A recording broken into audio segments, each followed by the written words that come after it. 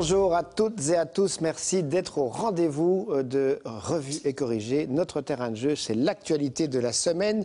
Et nous allons commenter cette actualité en compagnie de ceux qui ne font pas les 20 km de Bruxelles et qui ne sont pas sur leur terrasse. Martine Debuisson, bonjour. Vous êtes journaliste politique au Soir. Frédéric Chardon, journaliste politique à la Libre Belgique. Olivier Alsteins, expert en communication. Et Pierre Kroll, je rappelle, Pierre Kroll, ce petit ouvrage très ludique pour tous ceux qui en ont marre de la politique et du football. C'est vraiment très très actuel, évidemment. Bien, on va tout à l'heure se retrouver dans le grand débat préélectoral pour parler des enjeux fédéraux. Dans quel état sera la Belgique après le 25 mai sera la question du débat. Et en attendant, on va se lancer dans le petit zapping de la semaine, zapping décalé de Kevin Deroux, avec dedans Rudy Demotte, qui offre des oliviers au ministre sortant de la majorité Olivier, avec une vanne au passage pour le chef de l'opposition. La manif cette semaine avec des arrestations face caméra, les 25 ans de la région bruxelloise et un moustachu qui dit « ouais ». Monsieur De Wever, comment est-ce que vous vous sentez juste avant ce débat avec Chris Peters? Je me sens bon comme toujours. Oui. Je me sens bon. Wow. Voilà, c'est le seul pays au monde où les avions décollent systématiquement sur Bruxelles. Wow. On se fait arrêter juste parce qu'on a des idées politiques, on est fiché juste parce qu'on a des idées politiques. Voilà, c'est bon, c'est trop tard, et à tout à l'heure. Voilà, donc je suis en train de me faire arrêter. Il y avait un rassemblement qui était là. Il faisait rien. Mais tout de suite, on a fini parce qu'il... Faites attention, hein. Ça s'appelle la Drache nationale. De National Drache. Vous voulez faire le discours à ma place, monsieur Renders? Waouh. Enfin, j'ai plus que 25 ans, mais c'est un peu mes 25 ans, alors c'est plein de souvenirs. Avec une pleine force de l'âge entre 35 et 150 ans. Non, j'envoie un message à vous.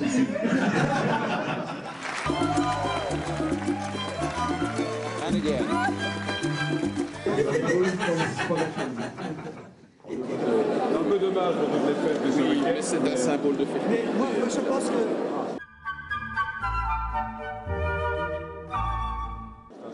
Ça comme ça, il y a toujours quelque chose. Hein. Je pense que le temps est à l'image du bilan du gouvernement bruxellois. Voilà. Vous en prie.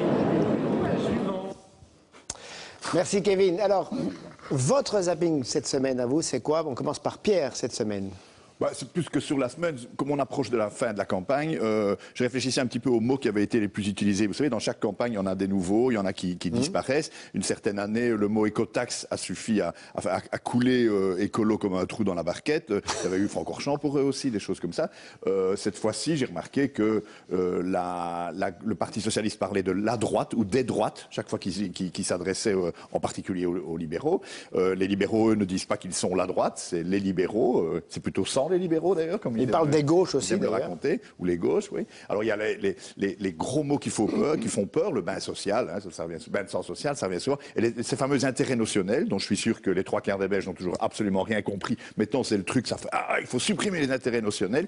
Il n'y a plus que les libéraux qui osent même pas vraiment les défendre, et quelques timides économistes ou spécialistes en droits fiscaux qui disent faites quand même un petit peu attention, ça avait quelques intérêts. Et dans tout ça, moi j'ai été étonné que personne n'avait relevé qu'on ne parlait plus jamais, mais plus du tout, de la fameuse communauté française, Fédération Wallonie-Bruxelles. On a parlé un peu de ses compétences, puisqu'on a quand même évoqué le débat sur l'enseignement, bien sûr, mais plus jamais, on a demandé à Demotte s'il était prêt à rempiler à la région. On ne lui a pas demandé s'il voulait rempiler à la communauté alors, française. en un mot, pourquoi on ne parle pas de cette Fédération Wallonie-Bruxelles? C'est plus à la mode, c'est la tendance des régions. Je pense que ça noie le débat des régionalistes dedans qui voulaient sa mort définitive et ramener toutes ses compétences à la région. Comme ça, voilà, eux, ils ont dû être d'accord, je suppose, pour qu'on n'en parle plus comme ça. Et je pense tout simplement qu'on garde cette institution que en cas de grand clash avec les Flamands qui voudraient leur indépendance, alors on a encore notre fédération, notre club des francophones. Qui unit les francophones de Bruxelles et de Bruxelles. De la Wallonie, qui, rappelons-le, sont quand même plus nombreux. Merci Pierre. Olivier, cette semaine, qu'est-ce qui vous a marqué? Moi, c'est l'arrestation de ce membre de la des tueries du Brabant. On verra si présumé. Présumé, en tout cas, cette inculpation pour deux choses. D'abord parce que 82, 84, mais c'est un grand retournement dans notre société. On se rend compte qu'on n'est plus en sécurité, qu'il y a des tueurs qui vont le vendredi dans les délais et qui abattent des gens. C'est l'époque des CCC, c'est aussi l'époque de l'apparition du sida. CCC, cellule communiste combattante, il y a eu un attentat, il faut rappeler aux jeunes générations qui nous regardent et qui n'ont pas connu plusieurs cette attentats. période. Et donc, on parle justement de jeune génération là maintenant, donc il y a eu un retournement de culture. On est passé on est sorti de la culture 68 arts pour entrer dans autre chose, par ces bains de sang, par cette tension. On peut parler de nouvelle génération. L'avocat de ce monsieur, il n'a pas connu ces événements, ou à peine, il avait peut-être 2-3 ans. C'est un tout jeune avocat qui a été commis à la défense de monsieur Ting. Et donc, deuxième élément intéressant, c'est qu'il doit apprendre le dossier, il n'a pas connu, donc il va aller voir des livres d'histoire. C'est énorme. Et alors, troisième élément, c'est que ici maintenant, ce procès peut avoir lieu jusqu'en 2015. Donc il faudra peut-être rapidement une majorité parlementaire pour pouvoir prolonger les délais de prescription, pour changer la loi. Sinon, on ne pourra poursuivre personne. Et on ne pourra pas juger, même si cette personne est coupable. Donc ça veut dire que cette arrestation repose d'urgence cette question au monde politique, de devoir, oui ou non, revoir les délais de prescription. On verra si le Parlement sera capable de le faire avec une assemblée réunie dans bonne et due forme. Voilà. Frédéric. Ce qui m'a frappé cette semaine, c'est cette incertitude insupportable qui plane sur le fait de savoir si on va pouvoir ou pas se prendre en photo pendant qu'on est en train de voter. Donc c'est les selfies dans l'isoloir, ça voilà, s'appelle c'est les selfies, c'est les stemfies. Stem, ça vient du mot vote, ça vient du néerlandais. En fait, aux Pays-Bas, il y a eu une vague très importante de stemfies il y a quelques semaines lors des élections municipales. Là-bas, c'est légal, mais alors en Belgique, on ne sait toujours pas si on va pouvoir le faire ou pas. Alors, la Constitution dit il y a le secret du vote. Donc évidemment, si je prends une photo de moi en train de voter PS, MR, Écolo, CDH et je le mets sur Facebook ou Twitter juste après, je viole le secret du vote, c'est illégal, ça c'est clair. Mais il y a une autre question qui se pose maintenant, et le ministère de l'Intérieur est en train d'enquêter sérieusement sur la question. Est-ce que je peux faire un stemfie pendant que je vote, mais sans qu'on voit le vote, sans qu'on voit mon choix électoral? La réponse, on ne l'a toujours pas. C'est pour ça qu'il y a toujours une incertitude. Donc c'est ni interdit ni autorisé. On ne sait toujours pas pour le moment. J'ai essayé d'avoir Joëlle Milquet, la ministre de l'Intérieur, hier, pour qu'elle me confirme les choses. Elle ne m'a pas répondu. Donc l'enquête est toujours en cours. Mais juste attention, si jamais c'était illégal, les sanctions, ça va de 300 à 3 000 euros. Merci. Attention quand même, le secret du vote, on dit toujours ça. Il y a des gens qui ne veulent pas vous dire pour qui ils ont voté. Alors ils disent, le vote est secret. C'est vrai qu'on peut l'évoquer comme ça, mais vous avez le droit de dire pour qui vous avez voté, heureusement. Moi, je vois depuis des semaines des gens sur ces plateaux qui m'annoncent pour qui ils vont voter. Hein. Très bien. Martine, cette semaine, vous avez envie de parler de quoi? C'est clair qu'un des événements de la semaine a quand même été le décès de Jean-Luc Dehaene. Alors il y a eu beaucoup d'hommages. Moi, celui qui m'a, je pense, le plus touché, c'est celui d'Herman Van Rompuy, qui a été son compagnon de route et qui a notamment dit Jean-Luc Dehaene m'a tout appris. Et il a cité cette petite phrase que Jean-Luc Dehaene utilisait souvent, c'est « il faut aller pas à pas, mais en gardant bien le regard sur l'objectif à atteindre ». Alors on sait, c'était le plombier institutionnel et on ne peut pas dire que le chemin était toujours clair. Quand il faisait des accords ou des compromis, le chemin était parfois tortueux, c'était de la tuyauterie, mais effectivement, on voyait où il voulait aller, où est-ce qu'il voulait aller, vers un fédéralisme pragmatique pour faire tenir ce pays ensemble. Ça veut dire que la politique a changé aujourd'hui, on voit en tout cas sur le plan institutionnel des partis flamands qui font aussi, toujours pas à pas, mais on se demande parfois jusqu'où ils veulent aller ou où ils veulent arriver, parce que, rappelez-vous, le VLD, donc les libéraux flamands, avaient dans leur programme le confédéralisme. Dernièrement, ils ont changé, ils ont dit non, tout compte fait, c'est pas le confédéralisme, c'est le fédéralisme. Le CDNV a le fédéralisme dans son programme. La NVA parle aussi de confédéralisme, c'est pas le même. La NVA, c'est plutôt le séparatisme. Il y a quelques mois, Chris Peters pour le CDNV avait dit il faut une 7e réforme de l'État après les élections. Ils ont changé d'avis en disant tout compte fait non, il n'en faut pas, il faut d'abord appliquer la 6e. Donc c'est des pas, mais pour aller où et quelle est la finalité? On a gardé les petits pas, on perd l'objectif en politique. C'est un peu le sentiment qu'on a sur l'institutionnel en tout cas. Et ça fait une procession d'Echternach, on ne sait pas si on va en avant, en arrière. En tout cas, on tourne beaucoup en rond en politique. Revenons quand même à Jean-Luc Dehaene, c'est vraiment l'actu de cette semaine. La machine institutionnelle du CDNV, le père de la réforme de l'État, l'homme des trucs et des ficelles, du bricolage politique, le plombier, il faisait exprès de se montrer populaire, avec une réplique vive et directe, pour jouer notamment au chat et à la souris avec la presse. La preuve. Qu'en est-il du climat entre les acteurs? Est-ce que les choses se passent bien? Disons que nous vivons dans une période de changement climatique. Une vocation naît? Je sais pas. L'Orange Bleue n'a pas une majorité suffisante pour réformer l'État elle seule. Vous avez trouvé ça tout seul? J'ai fait des malheurs ici, moi. Le calendrier. Vous n'étiez pas là du temps où j'étais encore actif, parce que ça, moi, je réponds jamais. Qu'est-ce que vous allez dire à Albert II? Ça, c'est pas votre affaire. Est-ce que vous avez un conseil à donner à M. Verhofstadt? J'ai pas de conseil à donner, et certainement pas devant vous. J'ai discuté de tout, comme d'habitude, y compris le football.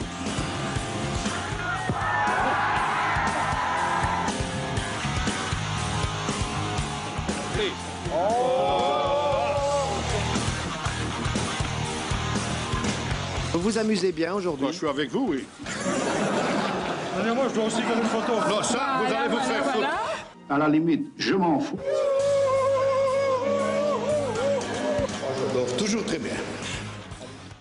Alors on peut se poser la question de savoir quel impact va avoir le décès de Jean-Luc Dehaene dans cette campagne électorale. En tout cas, le CDNV a suspendu sa campagne. Pas de débat, pas de marché pour les candidats jusque ce soir, ce dimanche soir.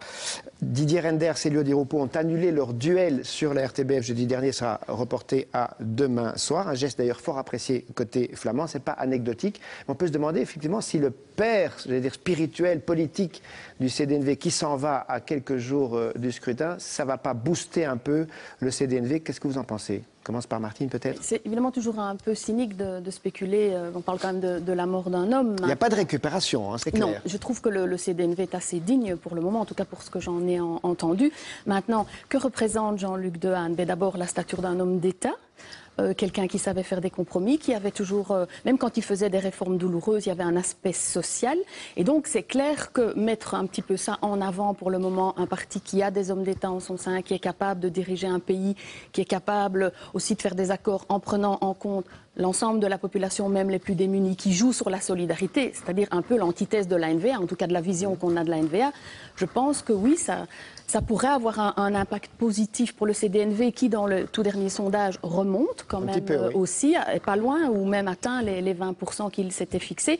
Et donc ça pourrait être le dernier service rendu par Jean-Luc Dehaene à son parti. D'ailleurs, en communication, quand on entend parler Chris Peeters, les leaders du CDNV, qu'est-ce qu'on entend? On entend les mots apparemment de solidarité, de compromis et de jeter des ponts entre les communautés.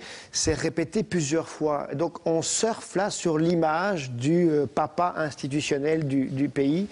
Frédéric, vous avez l'impression qu'on utilise ça un petit peu, on se montre l'héritier d'une tradition de compromis. Oui, on se montre certainement l'héritier d'une tradition de compromis, ça c'est clair. Tout le monde est demandeur, dans la classe politique francophone et flamande d'ailleurs, de retrouver cet esprit de compromis qui a été perdu depuis ces dernières années. Mais je voulais revenir peut-être sur l'impact électoral que pourrait avoir cet enterrement qui a lieu vendredi, donc 2 jours avant le scrutin. C'est ça. Ce que je voudrais dire, c'est qu'il est quand même possible que le CDNV, malgré tout, même si ce n'est pas cynique, arrive à capter une partie de l'électorat indécis, qui est important, évidemment. Un électeur sur 5 est indécis. Voilà, en provoquant de l'émotion, en provoquant le souvenir de ces années, des années 90, qui étaient quand même des années de relative stabilité politique. En effet, vous avez raison, ça c'est très important. Par contre, je crois que le CDNV ne doit pas se bercer d'illusions. Il n'arrivera pas à récupérer de l'électorat NVA, évidemment. L'électorat NVA, c'est un électorat qui veut des réformes socio-économiques de droite. Or, Jean-Luc Dehaene, il vient du mouvement ouvrier chrétien flamand. C'est quelqu'un qui est plutôt étiqueté centre-gauche, qui était étiqueté centre-gauche à l'époque. Donc je crois que la NVA ne va pas perdre des plumes face au CDNV. Alors quand on voit que cette campagne est suspendue pendant quand même un certain temps, est-ce que cette campagne va reprendre? Est-ce que finalement la NVA ne va pas aussi gagner, puisque plus personne ne l'interpelle, il n'y a plus de débat, il n'y a plus de contradictions, etc. Qu'est-ce qu'on peut penser de cette suspension de campagne? Je crois que le CDNV a très intelligemment repris la main sur la campagne. C'est eux qui ont décidé, on suspend, on ne participe plus à des débats, et donc ils reprennent la main, et eux décident quand le jeu reprend.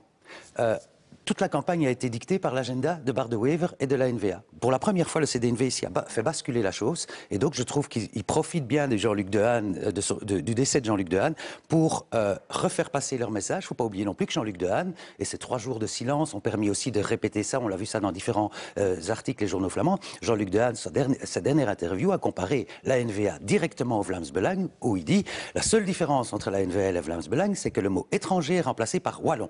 Mais sinon, c'est la même chose. grand-chose. Donc, Et le dernier message aussi... politique de Jean-Luc Dehaene était un message, c'est un parti d'exclusion, c'est un parti de rejet. Ici, on a laissé parler de Jean-Luc Dehaene pendant 3 jours.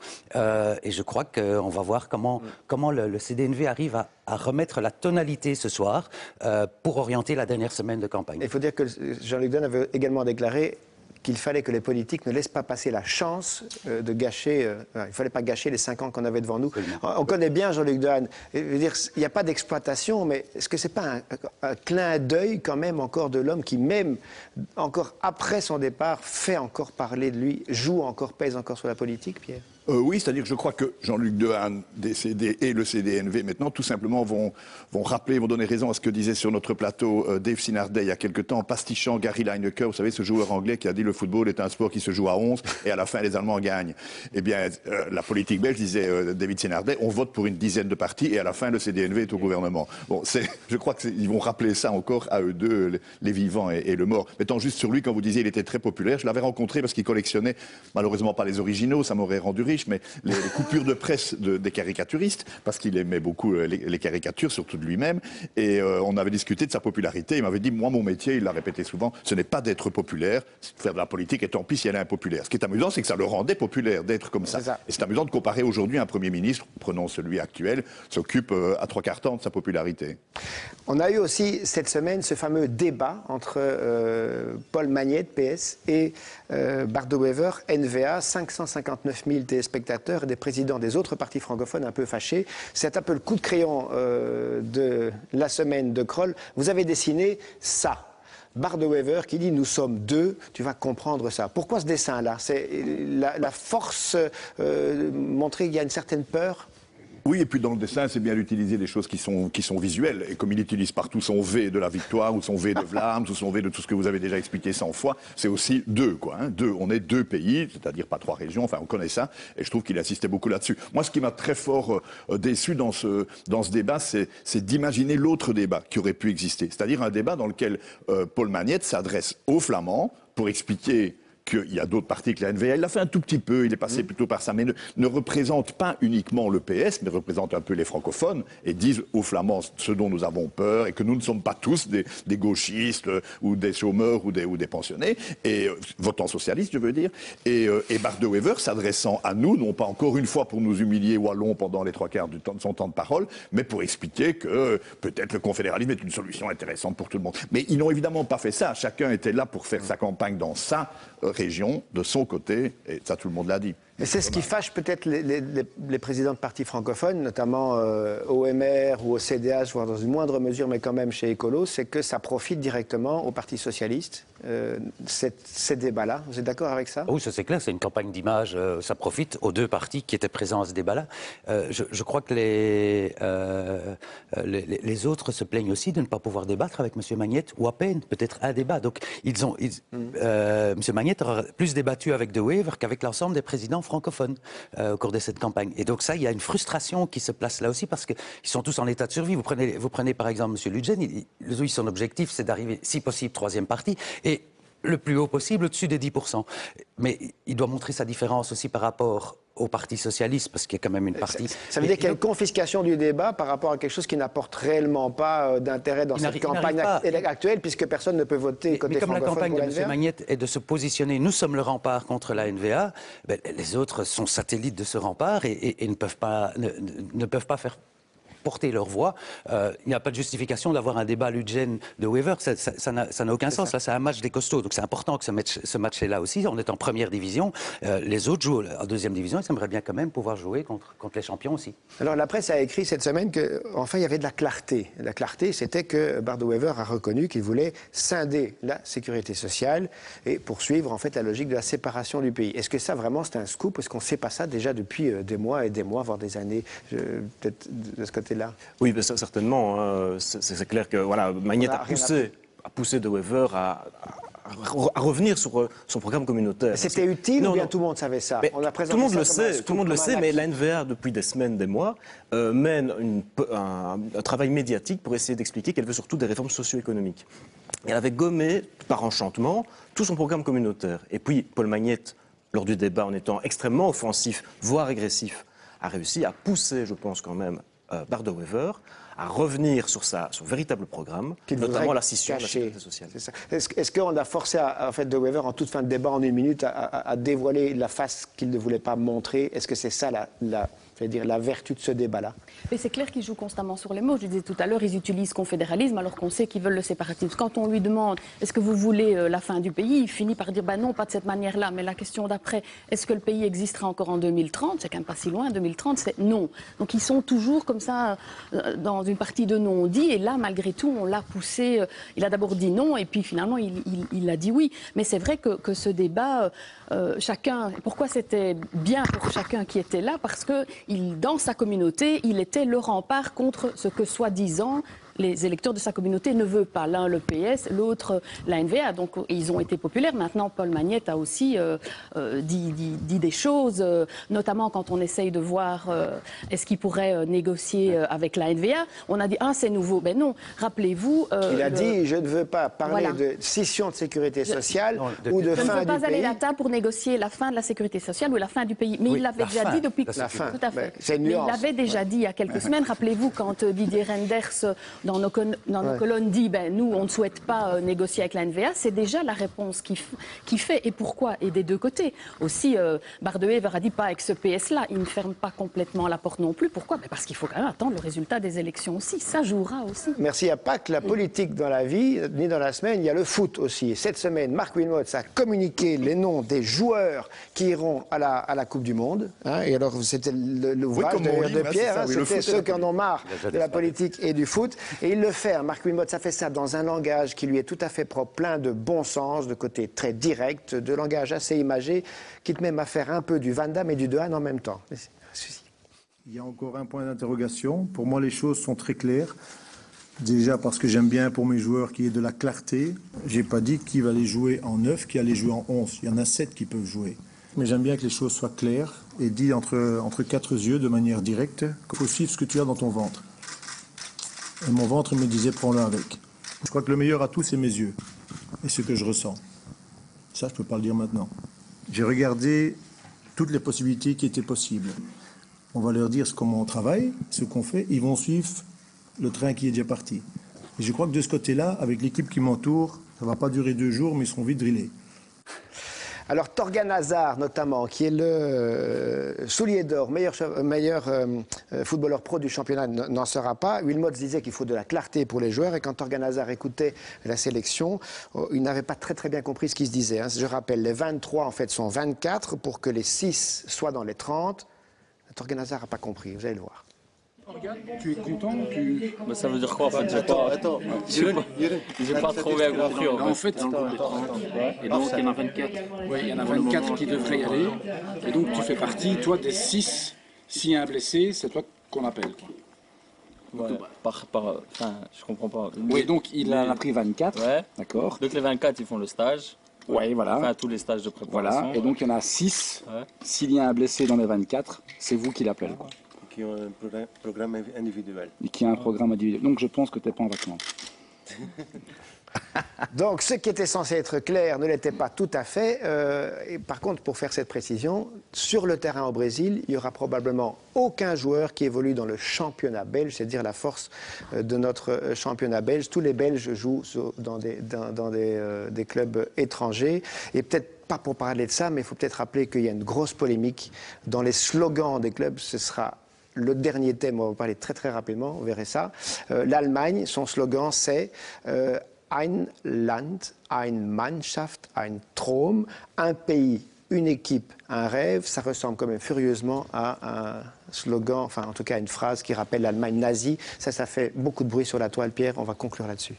Oui, pas tellement développé, tout le monde a compris à quoi ça faisait allusion malheureuse. Je suppose que c'est pas fait exprès, on a souvent la même manière de s'exprimer chez nous. Et chez nous aussi, notre slogan, ce qui m'amuse, bon, il y a cette querelle sur la traduction, est-ce qu'elle est bonne ou pas en néerlandais, mais on a toujours cette petite part de défaitisme, c'est-à-dire que nous, c'est s'attendre à l'impossible. Donc au départ, c'est quand même pas possible, mais on doit s'y attendre quand même. Alors que la dernière fois que le Congo, République démocratique démocratique du Congo, il s'appelait encore le Zaïre, je crois, à l'époque, a participé à une phase finale de Coupe du Monde. Ne me demandez pas l'année, il y a longtemps. C'était sous Mobutu. Le Congo, hein, leur slogan, c'était « Vaincre ou mourir ». Vous imaginez les pauvres, comment ils allaient rentrer chez eux. Ça, ils y croyaient quand même. Hein. Mais alors, certains se demandent si effectivement... Et une mention spéciale au Chili, c'est très facile. Chi, li, li, li, vive le Chili. Oh, ça, c'est bien. Ils ne sont pas cassés. Hein. Oui, c'est bien. Mais évidemment, on se demandait depuis un certain temps savoir si les Diables Rouges allaient peser sur la campagne électorale. Ça non plus, Martine, on n'en parle plus. Hein. Non, étonnamment, c'est vrai. Disparu À l'automne, on ne parlait que de ça et maintenant, non. On n'en parle plus du tout. Une campagne, c'est comme ça. Hein. Ça change avec les thèmes. Merci d'avoir été avec nous. On va passer maintenant, il est 11h49 minutes. On va passer au poisson Sigmund et son papa. Lui, c'est Alex Vizorek. Ils ont décortiqué l'actu pour en faire des vannes. C'est tout de suite et après on se retrouve pour le grand débat sur le niveau fédéral.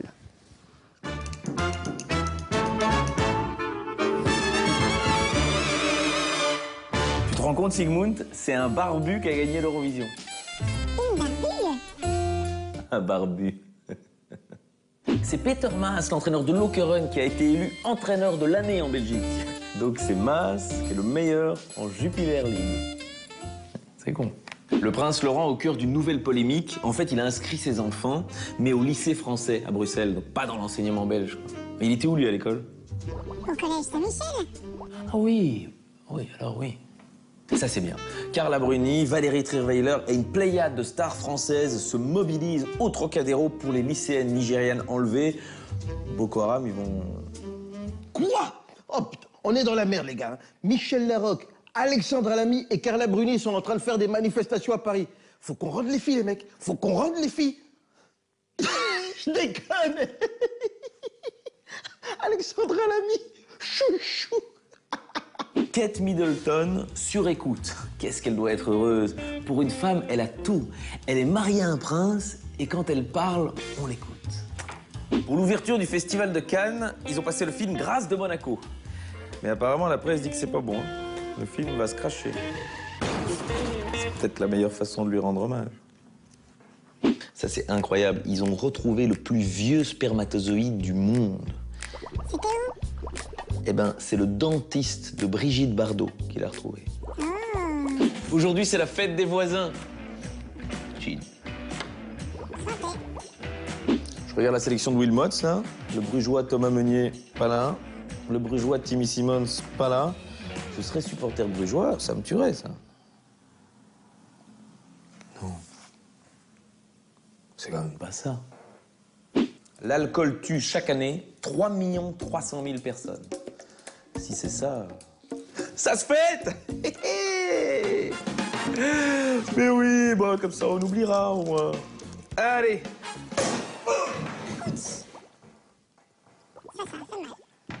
Merde. 3 300 000, 1. Désolé.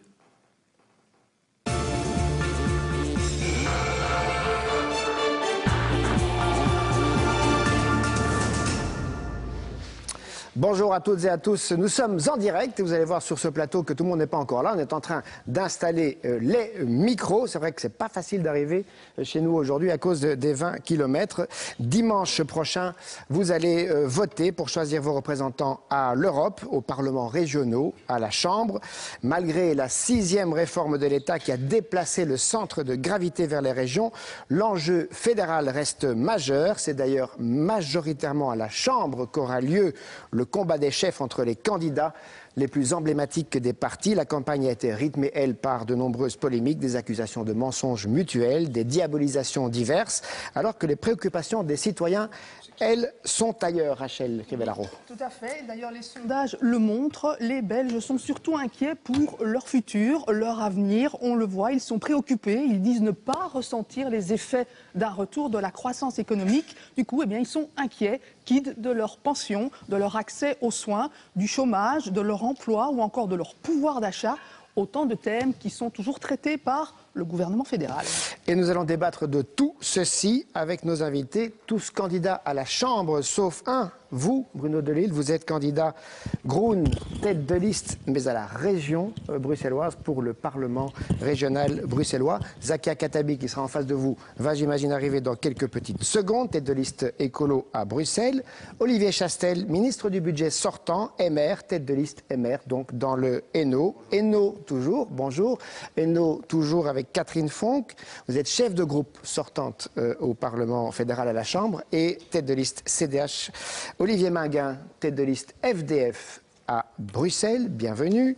Laurette Onkelings, vice-première ministre sortante et tête de liste Parti socialiste à Bruxelles. Michael Modric-Amen, bonjour, bienvenue. Tête de liste du Parti populaire aussi dans le Hainaut, c'est un match donc Hainaut-Bruxelles. Et vous également, vous êtes de Bruxelles, Luc Dumullier, vous êtes tête de liste NVA dans la région bruxelloise, mais pour le niveau fédéral. Alors, vous aussi, téléspectateurs, vous pouvez réagir par SMS au 6062, par mail via la page Facebook de l'émission, donc l'émission Mise au point, ou encore par Twitter avec le hashtag MAPRTBF. Alors, s'il y a bien un dossier qui a été l'invité surprise de la campagne électorale, c'est le survol de Bruxelles par les avions de Zaventem. Au lieu de trouver une solution, finalement, on n'a plus qu'un problème qu'il faudra résoudre avant de former les prochains gouvernements. Ça concerne donc dorénavant tous les Belges, puisqu'il faudra évidemment solutionner ce problème. Je vous demande d'être très bref sur ce débat-là, puisqu'on a déjà parlé largement assez.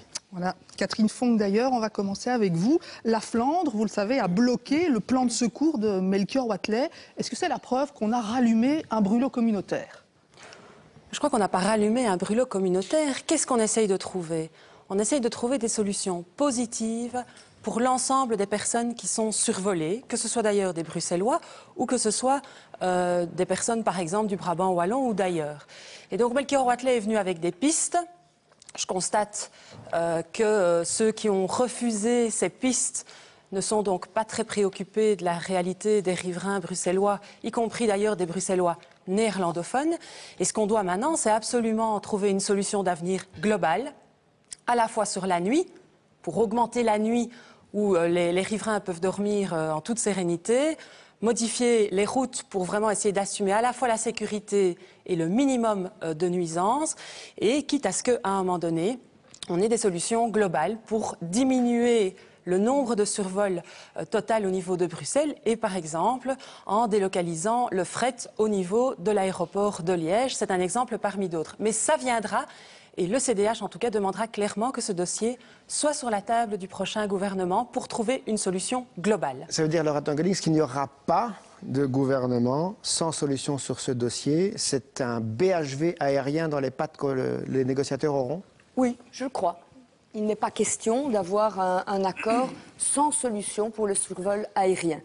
Alors, on a passé une grande partie des débats électoraux à pointer du doigt des responsabilités. Moi, et ça à pointer m'intéresse les uns pas. et les autres. À pointer, oui. Et moi, ça ne m'intéresse pas. Ce qui m'intéresse, c'est la solution.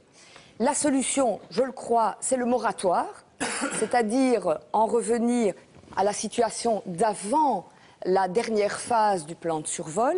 Est-ce que le gouvernement actuel va le faire avant les élections ? Et dans le même temps, parce qu'il faut s'occuper de l'ensemble des Bruxellois, et comme l'a dit Catherine Fonck, bien au-delà d'ailleurs de Bruxelles, il faut élargir la nuit et diminuer le nombre de mouvements dans le ciel aérien. Alors ma question très précise, très rapidement, est-ce que ce gouvernement va revenir à ce qui se faisait avant le 6 février, un moratoire, c'est-à-dire bloquer le nouveau plan qu'on a appelé Wathelet, et revenir en arrière, est-ce qu'on va le faire avant le 25 mai ? Oh, à mon avis, il n'y aura pas d'accord sur cela. J'y suis favorable, mais je dis que dans le même temps, il faudra le moratoire et des solutions concrètes pour l'ensemble des Bruxellois. Il ne faut pas diviser les Bruxellois entre eux. Alors... Et je pense véritablement qu'avec cet élargissement de la nuit et une diminution du nombre de survols et du bruit, du quota de bruit, on y arrivera. Ben, on va parler encore peut-être de solutions. Olivier Chastel, il y en a certains qui en ont déjà fait, des propositions, notamment Melchior Wathelet, qui a dit, écoutez, finalement, pourquoi pas délocaliser une partie des activités vers les aéroports régionaux, Pour vous, ce serait une bonne solution? Permettez-moi avant cela d'évoquer la position du mouvement réformateur sur le sujet.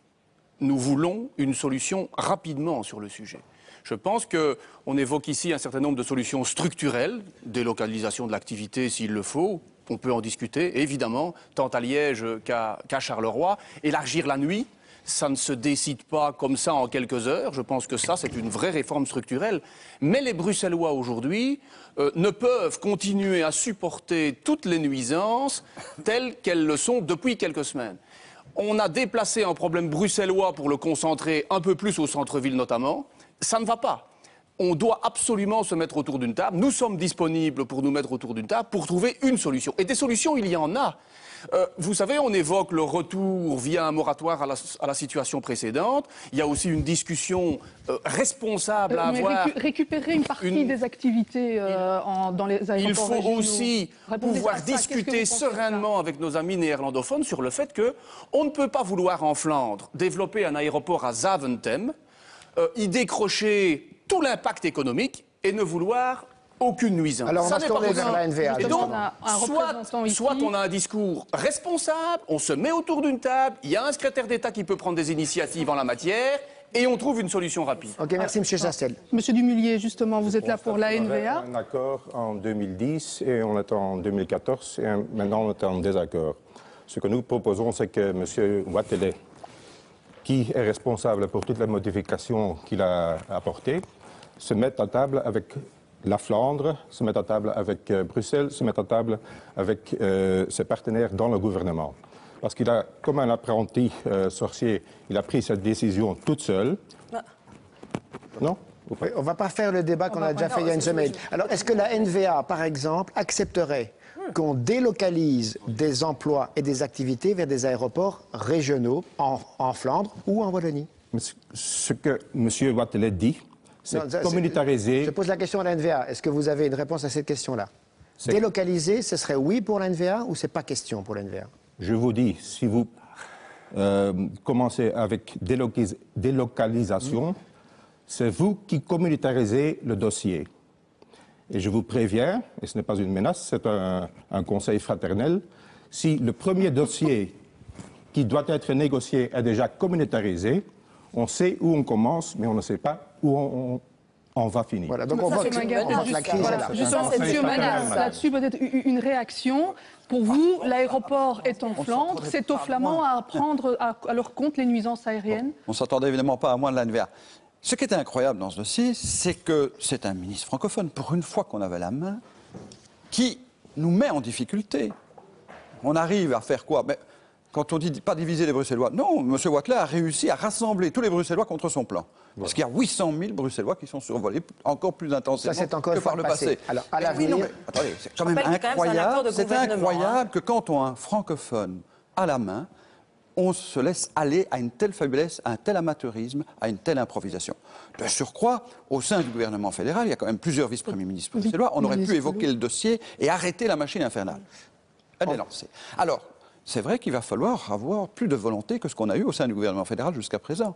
Et qu'il va falloir dire clairement, et là moi j'ai été étonné de la position du Premier ministre, oui, il faut délocaliser une partie de l'activité, parce qu'il ne suffit pas de dire qu'on veut tenter de trouver la bonne répartition. Le développement anarchique de l'aéroport de Bruxelles-National, si on laisse développer notamment le low-cost à Bruxelles-National, ceux qui aujourd'hui ont eu le petit avantage d'être soulagés, demain ils auront des vols et de survols aériens parce que le développement du low-cost suppose qu'on démarre plus tôt le matin et que donc on aura plus de vols. Donc il est temps d'avoir une politique aéroportuaire sur l'ensemble du pays où des aéroports régionaux, on va voir ça ceux du Sud, peut-être ceux aussi du Nord, peuvent reprendre une partie de l'activité. Je vous interromps, excusez-moi. Oui, réplique avec les Verts. Vous en pensez quoi? Nord-Sud, une famille politique. On entend qu'il y a des divergences, notamment entre le Nord et le Sud sur ce dossier. En tout cas, côté flamand, on ne veut pas, on l'a vu au gouvernement, récupérer une partie des nuisances qui avaient été, renvoyées ailleurs. Vous en pensez quoi chez les Verts? Alors, je pense que la première étape a été de mettre en concurrence les Bruxellois. La deuxième étape a été de mettre en concurrence les régions. Nous pensons que si nous n'avons pas une discussion globale sur le rôle de l'aéroport national, avec des réponses structurelles, on continuera à être confronté systématiquement aux difficultés. Donc plutôt que de se répartir les nuisances sous un prétexte d'équité, employons-nous et mettons tous nos efforts à faire en sorte de les réduire plutôt que de les disperser. Et donc, tant que le dossier est pris par ce biais-là, je pense qu'on n'arrivera pas à trouver une solution durable. Chez vous, qu'est-ce que vous dites quand vous entendez qu'il y a une possibilité de délocaliser pour soulager les riverains de l'aéroport de Bruxelles National? Est-ce que la Flandre acceptera, pour Groen, qu'on aille mettre des avions à Charleroi ou à Liège ou à Anvers ou à Ostende? Oui, mais je suis d'accord avec Mme Khattabi quand elle dit qu'il faut travailler sur la base du problème. Hein. Moi, je trouve ça un peu choquant de dire, voilà, mais on avait un ministre francophone qui a quand même... Mais c'est pas comme ça que ça fonctionne. C'est devenu un problème communautaire. Oui, mais je pense qu'ici, le dossier montre que la régionalisation de certaines choses a quand même ses limites. Et donc, c'est quelque chose qu'on doit attaquer tous ensemble. Parce que glisser les problèmes de l'un côté vers l'autre côté, ça va toujours provoquer des nouveaux problèmes. Donc, c'est la base qu'il faut travailler, c'est voir, voilà, est-ce que, parce que le gouvernement fédéral dit maintenant, oui, mais il faut une solution, oui, mais le gouvernement fédéral a quand même aussi accepté le développement du low cost et du cargo et tout ça. On savait que ça allait provoquer des problèmes en plus. Et donc, oui, on est prêt à faire la réflexion sur mais comment est-ce qu'on peut avoir un développement de la Belgique en sa totalité, aussi via la voie aérienne, mais comment est-ce qu'on peut éviter que tout est concentré à un lieu et donc que tous les nuisances sont aussi concentrées. On va peut-être entendre encore rapidement sur ce dossier Michael Modric-Amen. On ne vous a pas encore entendu sur ce dossier très particulier. Parce qu'on lui a pas donné la parole encore, il faut le dire. C'est fait, voilà, c'est fait. Très rapidement. Votre solution au PP? D'abord, je pense que tout ceci est exemplatif de la manière dont le pays est géré. On prend d'abord une décision et puis plus personne n'est prêt à l'assumer ou en tout cas on se renvoie la balle. 2, la loi prévoyait quoi, en tout cas l'accord? C'est qu'il y ait d'abord une étude d'incidence. Elle n'a pas été faite. Hein. De nouveau, on se retrouve avec 400 000 personnes survolées plutôt que quelques milliers de flamands ou des vaches du jour au lendemain sans qu'on ait été prévenus. 3, on devait consulter la population. Ça n'a pas été fait. Donc, mais alors attendez, simplement, si vous me permettez de continuer, quant aux solutions, peut-être une délocalisation vers les aéroports régionaux, mais à tout le moins qu'il y ait une concertation avec les entreprises. Ne jouons pas avec les entreprises, ne jouons pas avec l'emploi. On a vu dans le passé d'autres dossiers où finalement les entreprises sont parties en Allemagne. Et je pense qu'il faut quand même le rappeler que Zaventem, c'est un emploi non qualifié pour beaucoup, bagagistes et autres, et que c'est donc un réservoir d'emploi pour les Bruxellois. On en manque cruellement. Donc, avant de prendre des décisions nouvelles, futures, consulter et surtout réfléchir. On va parler d'autres choses maintenant, mais on voit en tout cas, rien qu'à faire un tour de table, que ce ne sera pas évidemment de la plus grande facilité pour arriver à un accord sur ce dossier lors de la formation des prochains gouvernements. On va passer au thème qui a marqué la législature sortante. On parle de budget et ce n'est pas fini. C'est un thème qui flirte avec les économies à faire ou avec la fiscalité. Le gouvernement fédéral va devoir, dans les 2 prochaines années, jusqu'en 2016, économiser 13 milliards supplémentaires, après en avoir déjà économisé une bonne vingtaine. C'est évidemment gigantesque. C'est l'Europe qui l'exige. Cerise sur le gâteau, les prévisions de croissance ne sont pas extraordinaires, un peu plus d'1%. Et c'est avec un budget qu'on mène les nouvelles politiques et il n'y a pas de sous. Alors, Olivier Chastel, pour le MR, vous plaidez pour ce que vous appelez un électrochoc fiscal via une baisse d'impôts que vous calculez à près de 6 milliards. Comment on fait alors qu'il faut encore... Pardon ? C'est 20, mais c'est pas grave. On y reviendra, c'est pas la question. En tout cas, pour le MR, on était autour des 6 milliards. Comment on fait alors qu'on doit boucher un trou de 13 milliards ?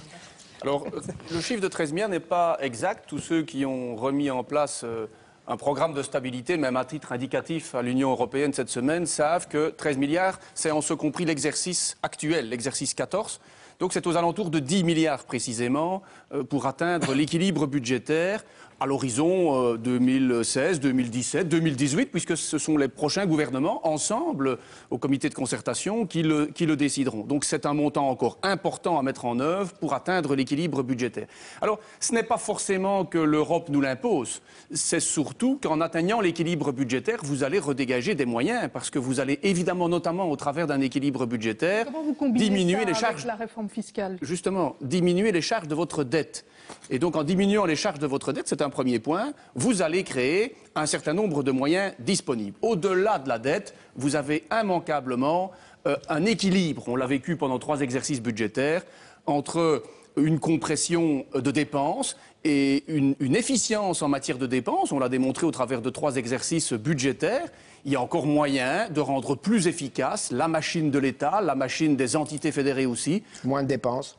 Oui, inévitablement, quand on est devant une épure budgétaire, ça n'est pas 100% de recettes nouvelles et 100% de dépenses en moins. Et donc, c'est ça l'exercice qui nous attend. Moi, je pense qu'on peut aller plus loin en matière de dépenses, comme on peut optimaliser un certain nombre de recettes. Pensons tout simplement à ce qu'on a fait en matière de lutte contre la fraude fiscale et la fraude sociale. Il y a moyen d'aller plus loin.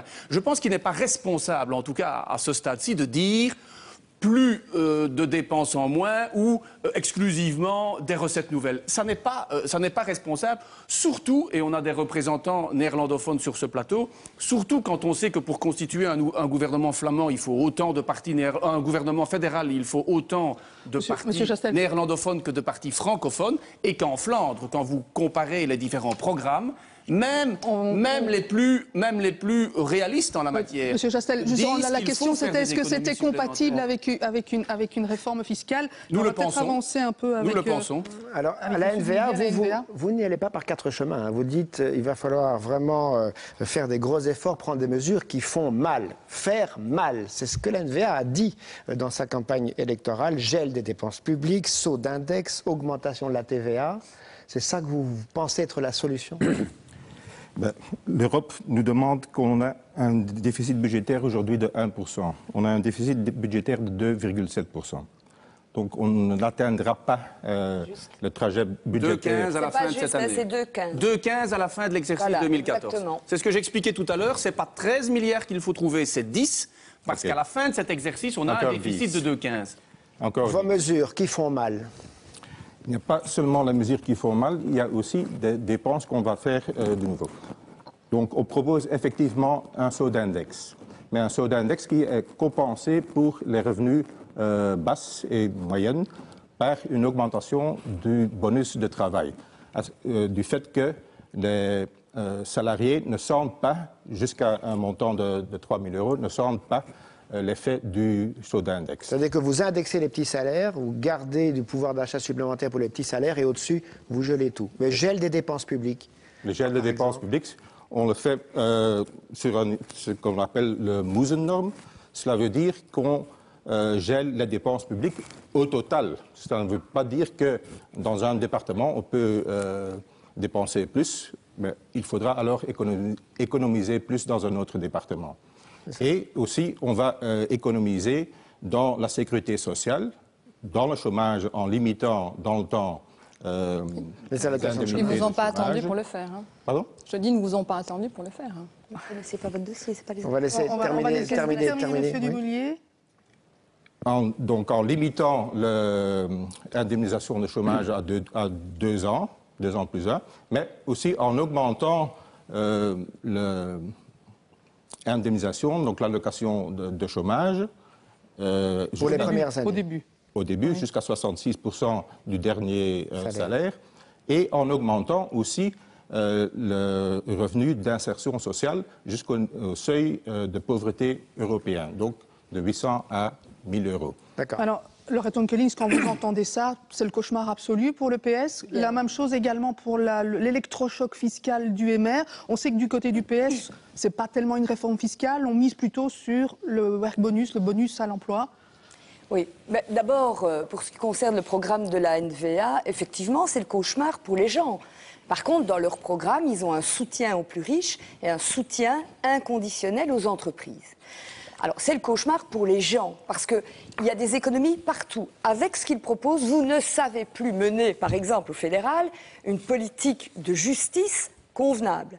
Vous ne savez plus mener une politique de soins de santé convenable. Les consommateurs vont être taxés. Les travailleurs vont recevoir moins. C'est incroyable. Pour ce qui concerne le PS, qu'est-ce que l'on dit ? On a travaillé dans un contexte extrêmement difficile. On a refusé l'austérité. On a été voir l'Europe en disant ce que vous nous demandez, c'est pas possible. Et effectivement, nous avons pu obtenir ce qu'on appelle un assouplissement de la trajectoire budgétaire. Je traduis. Si on n'avait pas obtenu ça, il aurait fallu trouver 5 milliards en plus, que ce soit en recettes ou en dépenses. Ce qu'on met sur la table, c'est d'abord effectivement une réforme fiscale qui est ce qu'on appelle un chiffre, c'est-à-dire on sait que malheureusement l'argent ne pousse pas sur les arbres, donc on va aller chercher chez les plus riches, 1% de la population, on va aller chercher sur le capital en taxant les plus-values et on va redistribuer vers les travailleurs en accroissant leur salaire net, 120 € net par mois en plus. Idem pour les entreprises. On va chercher dans les intérêts nationaux et on redistribue au profit des petites et moyennes entreprises qui créent de l'emploi ou qui font de la formation ou de l'investissement. Et tout ça, c'est neutre pour le budget. Grâce à cela, pour le budget, on est en croissance, parce que vous disiez, la croissance, elle est bof. La croissance, elle reprend. 1,4, 1,7. Elle reprend. Ça reste quand même encore et donc, plus nous bas que la allons veille. pouvoir, ceux qui seront autour de la table, gérer évidemment, avec les modifications que j'ai dites, mais en continuant à aller vers l'équilibre. Ça, c'est une nécessité absolue. Sinon, on donne la facture à nos enfants et nos petits-enfants. Donc vous avez une technique pour arriver à un pouvoir d'achat qui augmente de 120 €. Au CDH, on parle aussi d'une grosse centaine d'euros par... 200 € par an, c'est ça, dans la poche même des un peu plus. travailleurs. Par contre, vous reprenez la technique qu'emploie l'EMR, qui est d'augmenter la quotité exemptée d'impôts. Donc on paiera moins vite des impôts, ce qui augmenterait le pouvoir d'achat. Est-ce que votre révolution fiscale, je cite le programme du CDH, est un compromis entre la version PS et la version EMR? C'est surtout une proposition qui est crédible. Parce que, elle est budgétairement neutre au niveau de cette révolution fiscale. Et pourquoi est-ce qu'on la veut budgétairement neutre? Parce qu'on a justement besoin de l'effet retour des emplois qui seront créés pour assumer les économies qu'il va falloir faire. Vous rappelez les chiffres tout à l'heure de 10 milliards. Et si c'est important de faire ces 10 milliards-là, c'est pas pour les beaux yeux de l'Europe, c'est pas pour les beaux yeux d'avoir un beau budget. C'est d'abord parce que demain, si on veut continuer à assumer les coûts en matière de santé, y compris avec tous les nouveaux médicaments que les patients attendent désespérément, si on veut pouvoir assumer les pensions, on a besoin de retrouver cet équilibre budgétaire. Je vous prends un chiffre. On a une dette aujourd'hui de 350 milliards d'euros. Ça nous coûte en charge d'intérêt chaque année 11 à 12 milliards. Si on réduit cette dette à 80%, dans l'espace des 5 ans qui viennent, on récupère 1 milliard chaque année. Et donc cette révolution fiscale, c'est à la fois, vous l'avez dit, pour augmenter le salaire poche, mais on ne fait pas le même modèle que l'EMR qui ne vise que les plus riches des plus riches, ni le même modèle que le PS. Alors, je vous interromps parce que vous dites n'importe quoi, puisque notre réforme fiscale s'adresse à ceux qui gagnent moins de 50 000 € par an.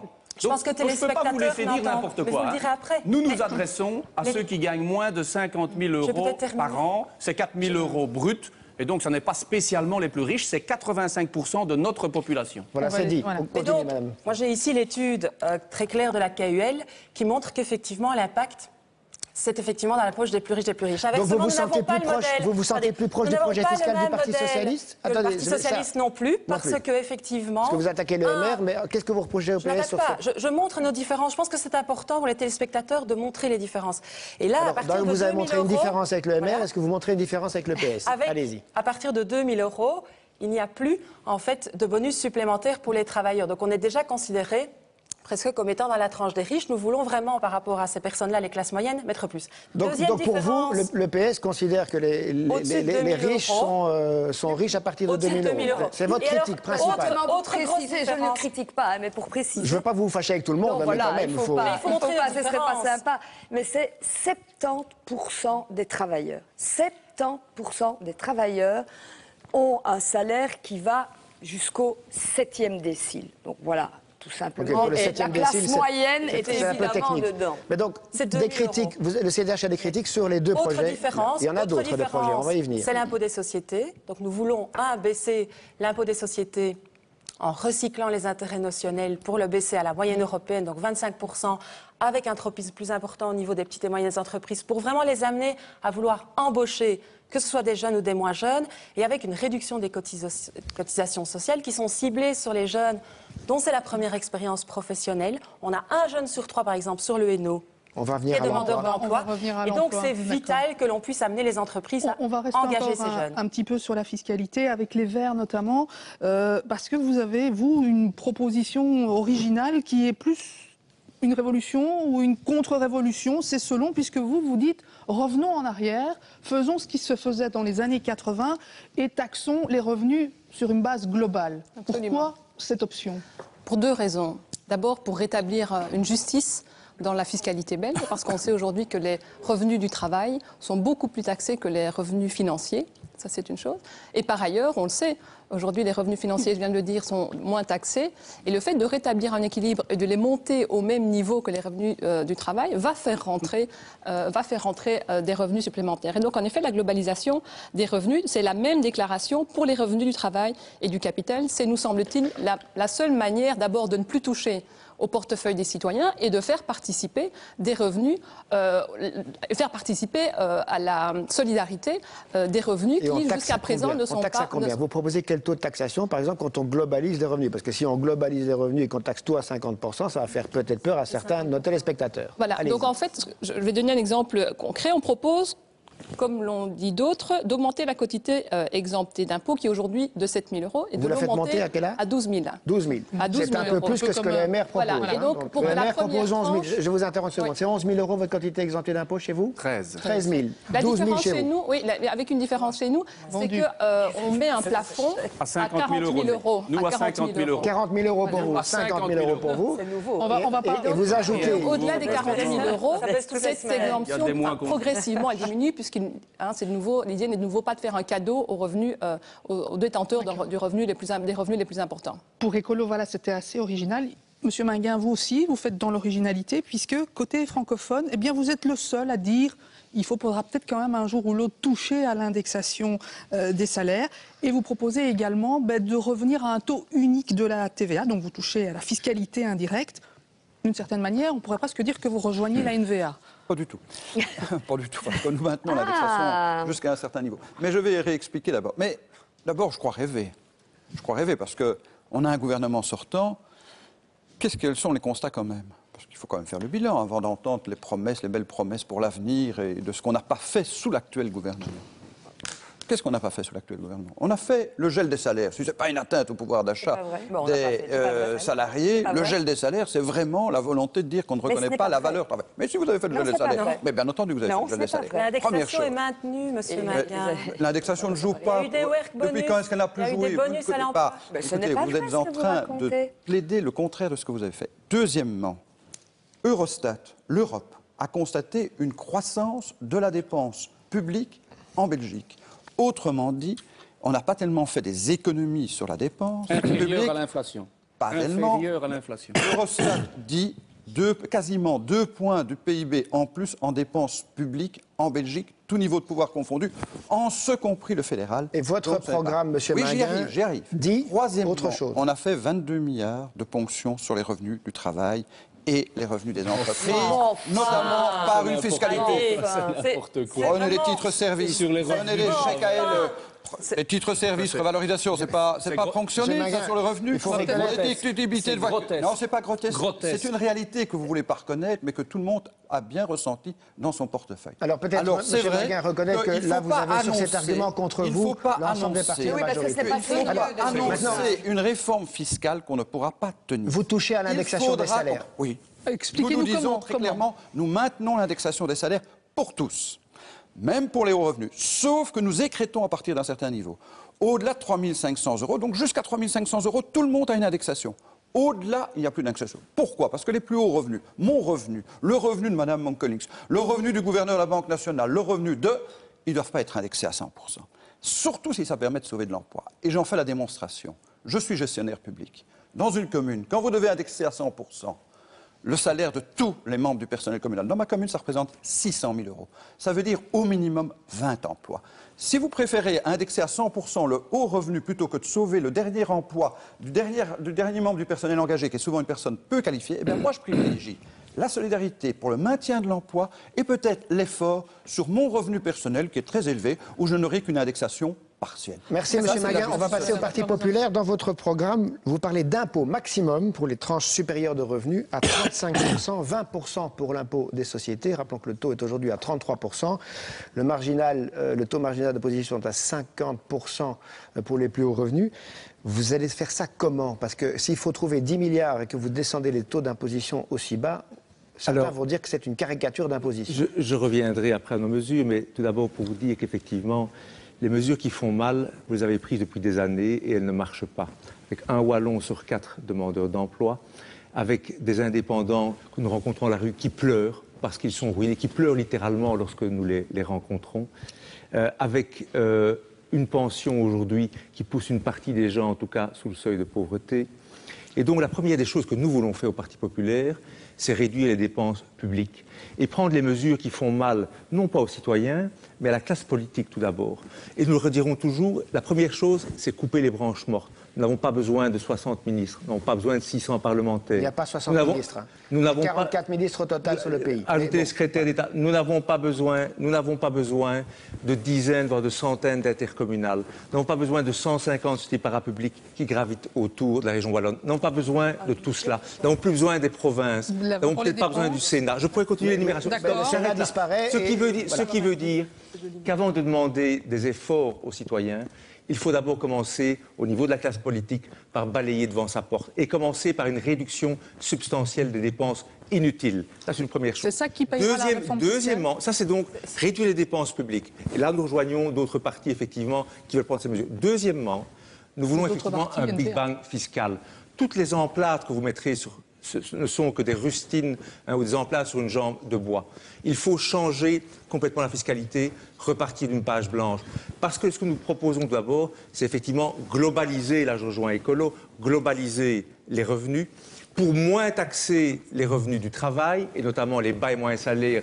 Les gens manquent de pouvoir d'achat. Faites le tour en Wallonie, faites le tour à Bruxelles, voyez les fins de mois difficiles. Donc vos cadeaux aux riches, vous savez, je ne vois pas. Nous ne faisons pas de cadeaux aux riches, au contraire. Bon, avec votre taux d'imposition. C'est vous qui avez maintenu les intérêts notionnels pour les grandes entreprises. Ce que vous proposez. Madame Onkeling, votre bilan est là. Votre bilan est là, madame. Notre bilan, n'est-ce pas? Votre bilan est là, madame. Il a été de gérer la crise 30 ans de socialisme, votre bilan est là. qui a été le fait des banques que vous défendez, je défends les petits investisseurs. Vous avez défendu constamment ceux qui ont mis notre pays dans les pires difficultés. Et nous avons dû défendre les gens contre les banques qui ont fait n'importe quoi. Voilà ce qui s'est passé. Alors par la suite, être bien assis, commencer à dire qu'il faut redistribuer l'argent. Ça devient inaudible. On va passer à un autre. Voilà, on va terminer. Monsieur Modric-Amène, parce que le temps passe, on va aller un peu plus loin. On va avancer un peu. Un Big Bang fiscal. Alors, je voudrais simplement revenir sur l'impôt des sociétés. Non, mais attendez, moi je vous coupe. Oui, mais si vous n'arrêtez pas de terminer. Très court. Simplement ce mot. Aujourd'hui, les PME payent 33% d'impôts, c'est le taux nominal. Les grandes entreprises, grâce aux intérêts notionnels votés notamment par le Parti socialiste, payent en moyenne entre 1 et 4% d'impôts. Quant à nous, on ne paye plus que 20% d'impôts de société, mais tout le monde paye ces 20%, en ce compris les grandes entreprises, dont vous êtes finalement indirectement la meilleure protection. Alors, je ne suis pas sûr qu'il est nécessaire de crier pour se faire entendre. Monsieur Delisle, on va passer la parole à Monsieur Delisle. Monsieur Modric-Amène, s'il vous plaît. On va donner la parole à Monsieur Delisle. Voilà. Moi, je vais essayer de rester calme parce que je pense que la population n'a pas besoin des gens qui se battent, mais ils ont besoin d'une proposition qui les aide.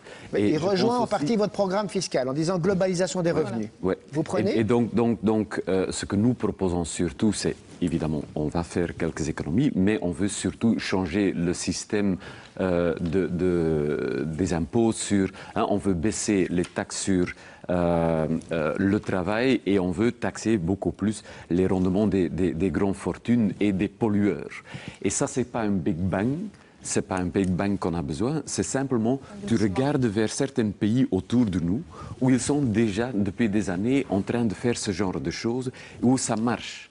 Et donc, je pense qu'on peut se laisser inspirer et faire la même chose que là. Faire une transition de taxation sur notamment les mesures environnementales. Est-ce que vous avez chiffré et les grandes fortunes, et les rendements sur les grandes fortunes. Sur la taxe environnementale, est-ce que vous avez chiffré une proposition concrète financièrement? Qu'est-ce qu'on pourrait faire pour taxer? Il faut voir, donc, quand les Verts étaient dans le gouvernement avant 2004, là, c'était la seule période où on a installé ce genre de système et où l'impact des pouvoirs sur les revenus des gens était baissé en dessous de 50%.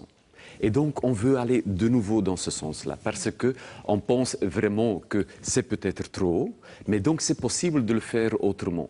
Et donc, avec des taxes sur les rendements des grandes fortunes, par exemple, là, de nouveau, il y a de l'argent qui est là. Et maintenant, c'est un système beaucoup plus équilibré. Quand on parle de diminution des impôts de société, commençons d'abord déjà à laisser payer les grandes entreprises aussi, parce que maintenant, ce sont les petites entreprises qui payent. Et donc, combien on prend? Parce que vous avez entendu la proposition du PS sur les grandes fortunes. C'est combien une grande fortune pour vous et combien vous leur prenez? Et sous quelle forme? Donc le chiffre en tant que tel n'apparaît pas dans le programme et je vais expliquer pourquoi. Donc d'abord, ce que je voudrais dire, ce qui est fondamental et au cœur de la réforme fiscale des écologistes, c'est d'abord de se dire, rétablissons un équilibre. Il y a de l'argent qu'on n'a pas encore été chercher. Et donc, nous reconnaissons qu'il faut encore aller chercher de l'argent et nous plaidons pour aller le chercher là où il est. On l'a dit, la question de l'impôt des sociétés, on sait qu'aujourd'hui, la plus grosse part des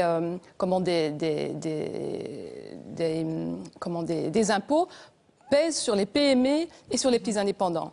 Donc on a vu, notamment le système des intérêts notionnels qui a été revu, mais à la marge, on a vu que les intérêts notionnels étaient des cadeaux pour les grosses entreprises, sans même jamais devoir nous rendre des comptes, et sans ça n'ait jamais été conditionné notamment à la question de l'emploi. Par contre, il y a des fiscalistes qui disent que si on supprime ces intérêts nationaux, ça pourrait poser des problèmes, notamment pour les PME ou pour d'autres entreprises, ou l'attractivité du pays. Laissez-moi terminer, en effet. Et donc, on vise un glissement et un meilleur contrôle, une meilleure répartition des intérêts nationaux vers les PME et les indépendants, parce qu'on sait par ailleurs que ce sont ces PME et ces indépendants qui créent de l'emploi et de l'emploi non délocalisable.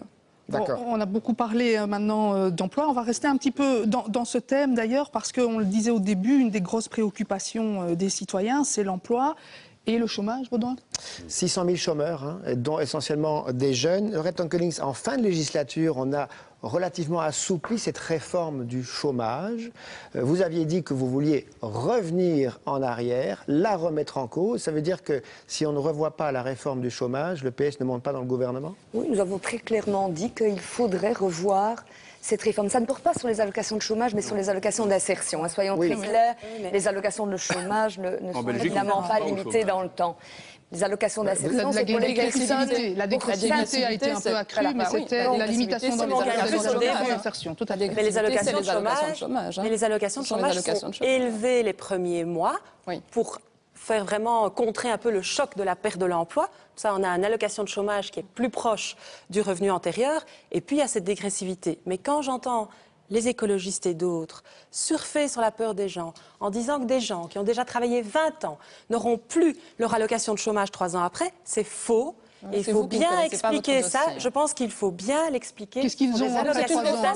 C'est une réforme qui ne tient pas compte de la réalité. On sait qu'aujourd'hui, c'est une réforme qui a été faite en dépit de la réalité du social. Par exemple, on sait qu'à Bruxelles, pour une offre d'emploi, il y a 30 candidats. Et par ailleurs, dans ces 30 candidats, c'est même pas tous les Bruxellois. Donc comment est-ce qu'on peut, notamment, quelle que soit la façon dont vous interprétez la dégressivité des allocations, comment est-ce qu'on peut sanctionner aujourd'hui les chômeurs d'une telle manière quand on sait qu'il y a une offre pour 30 candidats. Donc il y a d'autres choses à mettre en place. Notamment, on propose de réfléchir sur la redistribution du temps de travail, de créer de l'emploi. Plutôt que de mettre les gens en dehors du chômage sans prendre en compte le Parti socialiste a été fort attaqué, notamment par Écolo, on l'entend là, mais aussi par le PTB sur ces mesures chômage. Ils ont parlé clairement de chasse aux chômeurs, d'exclusion, d'envoyer les chômeurs au CPS. Vous avez du mal sur votre gauche avec ça. Est-ce que vous revenez en arrière pour cette raison et qu'est-ce que vous changez pour retourner dans un gouvernement sur ces matières, Madame Ankeling? On a expliqué très clairement les choses. C'est sûr que quand on est 6 partis pour former un gouvernement, il y a des compromis. C'est de la faute des autres. Non, je dis il faut faire des compromis, c'est clair. Ici, effectivement, certains voulaient toucher aux allocations de chômage, on a refusé. Le chômage, c'est une assurance. Quand on perd son emploi, il faut absolument que cette assurance joue, c'est-à-dire qu'on puisse avoir les moyens de continuer à vivre dignement. Les allocations d'insertion, c'est autre chose. C'est pour les personnes qui, normalement, n'ont pas travaillé ou pas assez travaillé. Donc c'est ça que chose. vous voulez remettre en cause. Voilà. Mais alors, il y a effectivement eu une limitation que nous avons modifiée et il faudra encore modifier. Pourquoi ? Parce que le chômage doit être une assurance et aussi une solidarité. Et quand quelqu'un cherche vraiment du travail, est sincère, je ne parle pas de celles et ceux qui éventuellement abusent, ça ce n'est pas acceptable. Et pour ceux et celles qui sont sincères, cherchent vraiment du travail, on ne peut pas les sanctionner.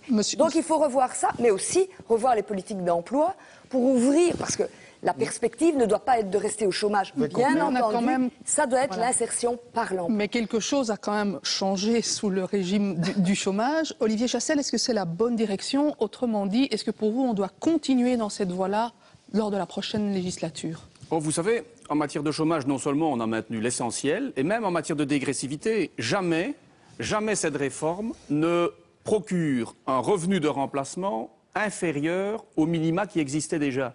Et donc, le système de dégressivité, c'est vrai, on l'a rappelé, il commence par augmenter l'allocation de chômage pour pouvoir faire comprendre à celui qui vient de perdre son travail qu'il bénéficie d'une assurance, mais que ce qui est indispensable, c'est la réinsertion dans le monde du travail. Pour ce qui est de l'allocation d'insertion, il s'agit bien d'une allocation d'insertion. Et comme son nom l'indique, contrairement à la formule précédente, qui s'appelait un stage d'attente, certains, sans jamais avoir travaillé, restaient dans un stage d'attente en sortant de l'école et jusqu'à sa pension. On a donc effectivement changé les règles et effectivement, nous voulons mettre l'accent sur l'insertion au travers d'un premier emploi, d'un stage, et tous ceux qui cherchent du travail au travers de ce contrat d'insertion repoussent les limites qui leur permettent de rester dans ce système d'insertion. Voilà, NVA, là, vous voulez quasiment limiter les allocations chômage d'antan, les supprimer après 3 ans. Vous êtes quasiment le seul à vouloir ça de manière aussi radicale. Même l'Open VLD ne vous suit pas tout à fait dans cette voie-là. Donc, si personne ne veut de cette mesure à la NVA, que la NVA propose, supprimer les allocations de chômage après 3 ans, si personne n'en veut, vous ne montez donc dans aucune majorité ou vous faites marche arrière? Monsieur Rémy, la Belgique est le seul pays au monde où les allocations de chômage sont illimitées dans le temps. On vous parle ici des partis avec lesquels vous devez vous entendre et faire des compromis pour gérer un pays et pas des autres pays dans le monde. Donc, si personne dans un parti politique quelconque en Belgique ne veut de votre mesure, que faites-vous? Vous l'abandonnez ou vous restez dans l'opposition? Non, nous ne l'abandonnons pas. On va négocier. On verra bien. Après le 26 mai, on choisit un parlement le 25 mai. Et à partir du 26 mai, les élus vont essayer de former un gouvernement. Et promettre quelque chose que vous ne pourrez pas obtenir si les autres partis ne le veulent pas? Mais je suppose que les autres partis, ce que propose Mme Onkelings, c'est taxer, taxer, taxer. Vous croyez que la majorité de la Flandre... Je ne sais pas si on vous a donné une petite phrase pour dire ça, mais je ne vois pas à quoi ça se raccroche dans notre débat. Alors peut-être une réaction côté néerlandophone chez Groen. Est-ce que la NVA est bien isolée sur ce thème-là de la limitation des allocations de chômage d'antan, la suppression après 3 ans? En d'autres termes, est-ce que quelqu'un en Flandre, et notamment chez vous, va accepter ce que la NVA propose? Moi, je ne sais pas parler des autres partis, évidemment. Vous lisez les journaux. Mais Groen ne va pas l'accepter parce que je pense que c'est une très mauvaise chose. Il y a même des chercheurs qui ont montré que ça ne marche même pas. Ce genre de système, c'est l'accompagnement vers le travail qu'il faut le faire, pas la punition. Et en plus...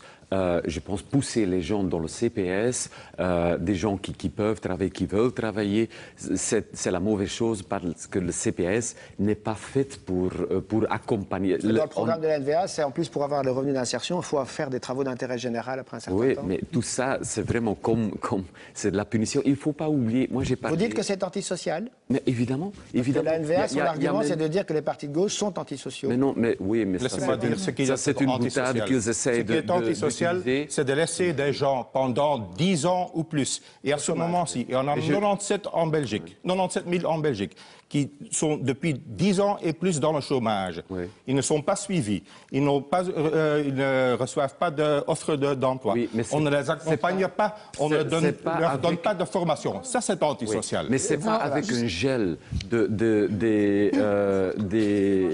montants des pouvoirs publics qu'on va les accompagner plus ou plus intensivement. Donc c'est qui est... On va peut-être attendez, on vous entend peut-être Olivier, on va écouter peut-être Olivier Minguin quand même, qui a et puis après on vient au Parti populaire. Je vous vois très impatient, ne vous inquiétez pas. Le FDF donc qui a donc aussi sa proposition en matière de chômage, notamment le chômage des jeunes, avec ce que vous appelez donc le contrat de qualification.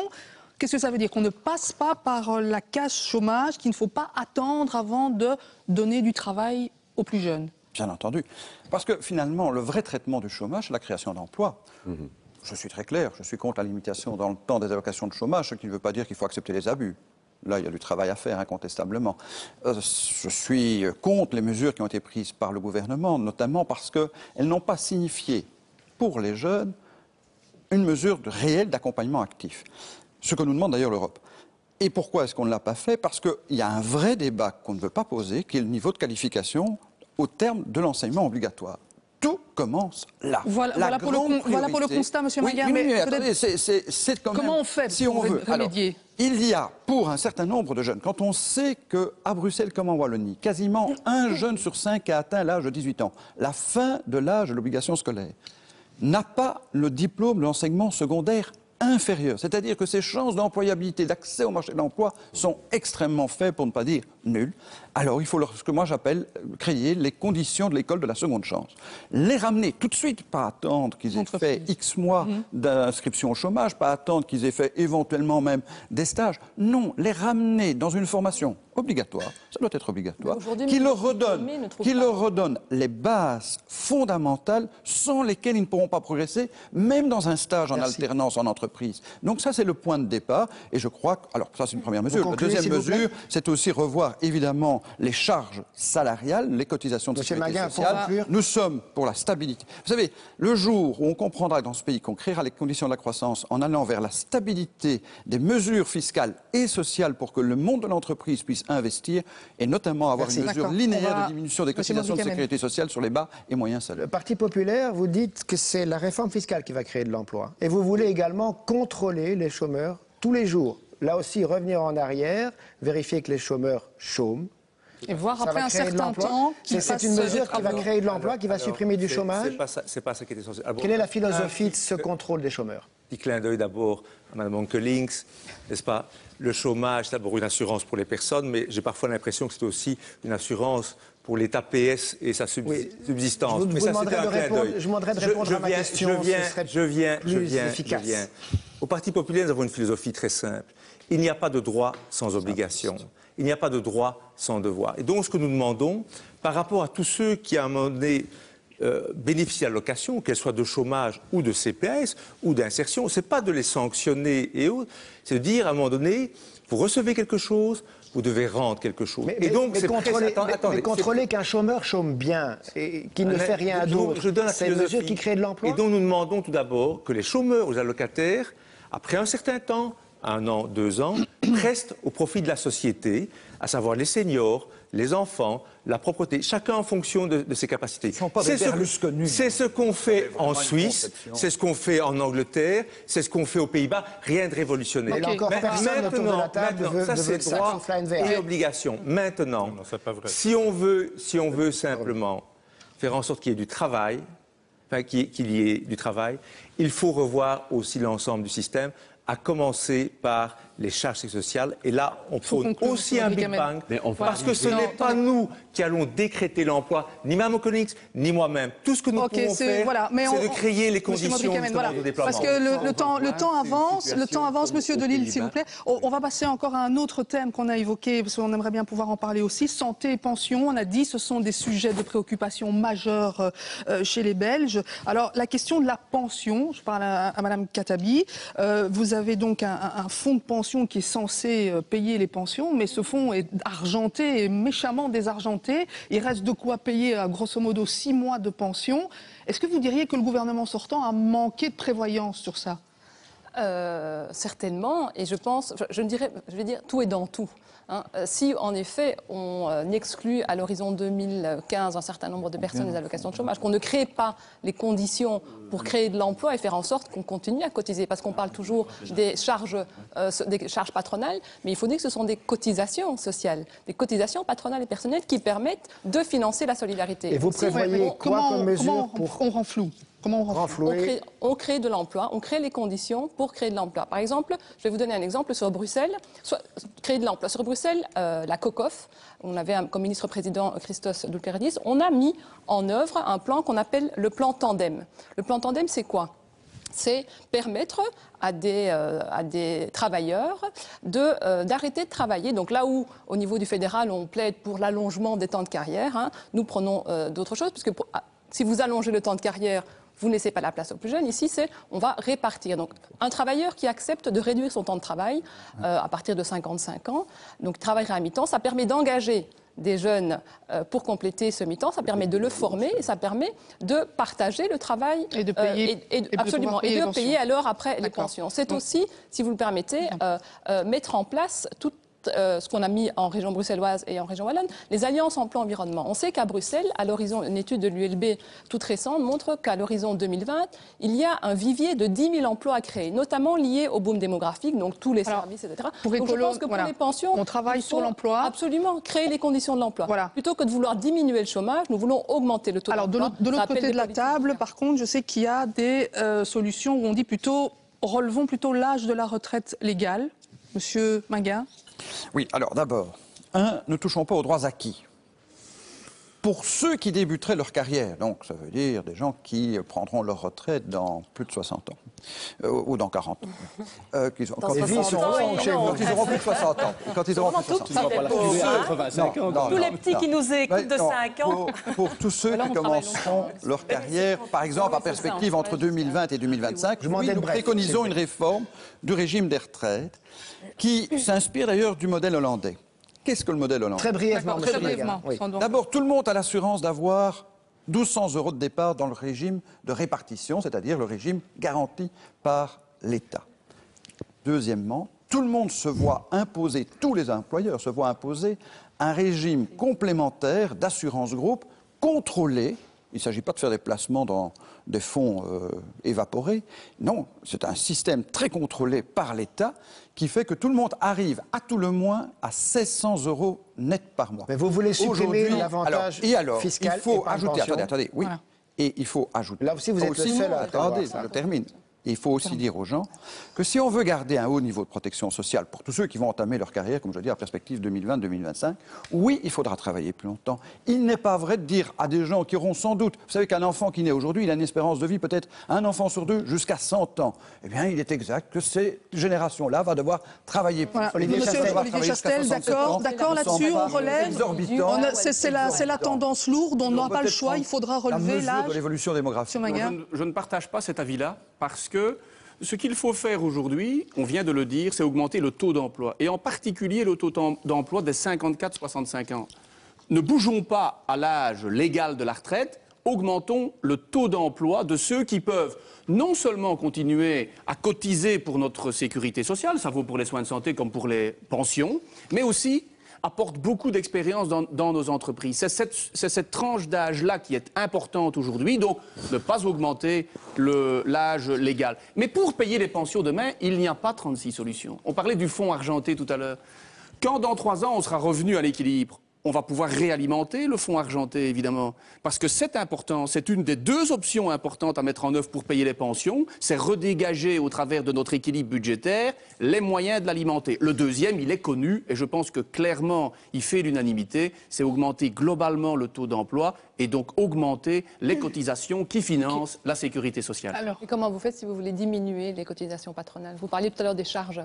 Donc, ce n'est pas parce que vous diminuez les cotisations patronales sur les premiers emplois créés dans une PME, spécialement au profit des jeunes, que vous ne continuez pas à alimenter au travers de l'économie votre sécurité sociale. La protection sociale, c'est la création d'emplois. Voilà, on va rester un peu dans le thème parce qu'il y a une chose sur laquelle on est tous d'accord, c'est que l'allongement de la vie, il est là pour tout le monde. Un petit mot peut-être sur la Sécu. Laurette Onkelings, la sécurité a déjà pas mal contribué à l'équilibre budgétaire. Elle a contribué à hauteur de 4 milliards, plus ou moins. Est-ce que pour vous, il va falloir aussi continuer à faire des économies sur la sécurité sociale? La sécurité sociale doit surtout être protégée. C'est un des grands débats, et notamment un des grands débats communautaires. Simplement une petite minute, parce que j'ai l'impression que par votre présentation, si je peux me permettre, vous allez faire peur aux pensionnés. Ce n'est pas le fonds argenté qui paie les pensions. Parce qu'on avait l'impression que dans 6 mois, il y aurait peut-être des difficultés. Non, non, pas comme ça. Voilà. Le fonds argenté, c'est une épargne, mais c'est ceux qui travaillent qui paient les pensions. Donc plus il y en a qui travaillent, plus on est assuré. Reconnaissons que les travailleurs dans ce pays... Le bas de laine n'est pas... Mais c'est vrai qu'on ne doit pas faire peur, les pensions seront payées le mois prochain. Et dire deuxièmement que pour augmenter le taux d'emploi entre 60 notamment à 65 ans, où nous avons effectivement un problème, on a des idées radicalement différentes. Par exemple, la NVA prévoit de diminuer les pensions de 5% pour chaque année prise avant 65 ans. Et ça vous dit non. Après 5 ans, ça veut dire 25% de pension en moins. Et ça vous dirait non. Jamais. Par contre, nous proposons au contraire de donner des incitants. C'est-à-dire que pour ceux qui s'accrochent au travail, c'est plus compliqué à partir d'un certain âge de travailler notamment sur les salaires et sur les modalités. Celui qui reste au travail, il a un bonus. À la NVA, vous voulez un malus. € net par an. Vous voulez un bonus quand le travailleur reste plus longtemps. La NVA veut un malus quand il part avant. Nous voulons d'abord, c'est indexer toutes les allocations dans la sécurité sociale. Et là, vous faites la clarté parce qu'on vous a reproché, côté dans le nord du pays, de ne pas vouloir indexer les pensions. Et là, vous dites c'est faux. C'est faux, oui. Donc, y compris les pensions. On est pour l'âge de pension à 65 ans et la durée de la carrière de 45. Si on part plus tôt, il y a effectivement un malus, à l'exception des professions lourdes. Donc ceux-là, ils pourront toujours partir à 60 ans. Et rappelons que dans les gouvernements précédents, on s'est quand même fort discuté pour savoir ce qu'était une profession lourde ou pas. Hein. Donc vous avez là un chantier fort. Un mot peut-être, Catherine Fong. Voilà, Catherine Fong peut-être. Donc on vit de plus en plus longtemps et c'est tant mieux. Est-ce que ça va évidemment entraîner des coûts très importants? C'est très clair. On a parlé de l'augmentation du taux d'emploi global, c'est une évidence. Diminuer la dette aussi, moi j'insiste là-dessus pour ne pas reporter la charge sur nos enfants et nos petits-enfants. Ça nous fait gagner chaque année des budgets très importants qui peuvent être réinjectés.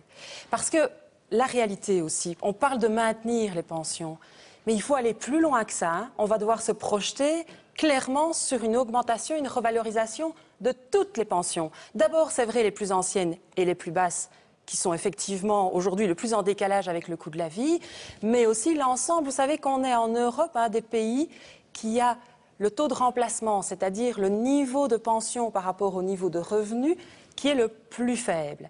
Et sur l'âge de la pension, aller au-dessus de 65 ans, Monsieur Maguin, alors qu'aujourd'hui, la moyenne des personnes. Mais je ne parle pas de ceux qui sont dans la vie professionnelle actuelle. Hein. Partent à 50, je vous demande de conclure parce qu'on va terminer sur ce sujet. À 59 ans, il y a là évidemment un chemin sur lequel on doit travailler, mais sur le volet qualitatif, on a beau décréter qu'il faut augmenter le taux d'emploi de 59, la tranche de 55-64 ans, on ne le fera pas si à un moment donné on ne permet pas aux entreprises, y compris avec des outils fiscaux, parce que ces travailleurs-là coûte le plus cher aux entreprises, parce qu'on peut apporter éventuellement des aménagements au niveau du type de travail, parce qu'on peut éventuellement faire de la Dites un mot du côté de chez Groen. Je veux quand même faire très brièvement, il nous reste très peu de temps, donc je vous demande de conclure. Et puis après, j'ai une seule question à poser et on aura terminé cette émission, mais très brièvement sur ce point. Mais si on veut augmenter le temps de travail, il ne faut pas oublier que toutes ces personnes font beaucoup de choses pour la société aujourd'hui.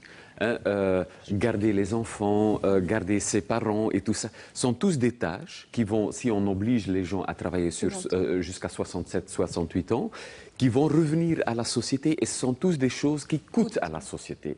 Et donc, c'est pas très simple, c'est pas si simple de dire, voilà, on va travailler plus long et tous nos problèmes sont résolus. Je crains qu'on sous-estime. On va s'arrêter là parce qu'on voulait terminer par une question globale. Une question globale. On a entendu du côté néerlandophone avec la NVA notamment qu'il était essentiel de former d'abord le gouvernement flamand et d'envoyer le gouvernement flamand face à un gouvernement wallon, donc de communauté à communauté, négocier le gouvernement fédéral. Du côté francophone, ça a été fort peu accueilli, donc c'est un non. Ma question sera au parti francophone, il faudra dire oui ou non. Est-ce que le Front des francophones, qui a servi en matière communautaire, va se reformer si cette éventualité se produit? Si la NVA montre un comportement comme celui-là, est-ce que le Front des francophones va dire non de manière unie? Du gouvernement flamand, il s'agit des partis qui forment le gouvernement flamand. Je comprends. Alors, est-ce que ce sera oui ou non pour les francophones? Est-ce qu'il y aura un front francophone? On commence oui ou non, Madame Mongoli? Je suis heureuse qu'il y ait non seulement un front des francophones, mais aussi des autres partis flamands qui ne veulent pas de ça. D'accord, c'est oui aussi? C'est clairement oui. On voit bien qu'un certain nombre de partis néerlandophones, comme les francophones, veulent mettre la priorité sur le socio-économique. Je pense qu'il n'y a pas de front francophone, front néerlandophone, il y a la NVA et puis il y a le reste des partis. Donc tout le monde est contre la NVA sur ce point? Vous soulignez également? Je pense que ça n'a pas d'utilité de travailler comme ça. Et je pense il ne faut pas commencer avec des conflits dès la première minute. Je pense d'abord, Monsieur Rémy, qu'il faut d'abord donner la parole à l'électeur. Il nous reste une semaine pour convaincre d'un certain nombre de projets politiques et c'est de cela qu'il faut parler pendant une semaine plutôt que de déjà parler de coalition gouvernementale. Et ce sera la conclusion parce qu'on doit rendre l'antenne à cause de notre journal télévisé. On peut pas être en retard. Ça au moins pour une génération. À 13h. Merci d'avoir été avec nous. C'est impossible d'être complet. Merci d'avoir été là. On vote dans une semaine. Renseignez-vous sur les différents programmes électoraux. C'est possible de le faire sur les pages du site de la RTBF pour comparer les programmes et vous informer. C'est important avant de voter. Merci de votre attention. La semaine prochaine, pas de mise au point. Une émission spéciale élection. À bientôt. Merci.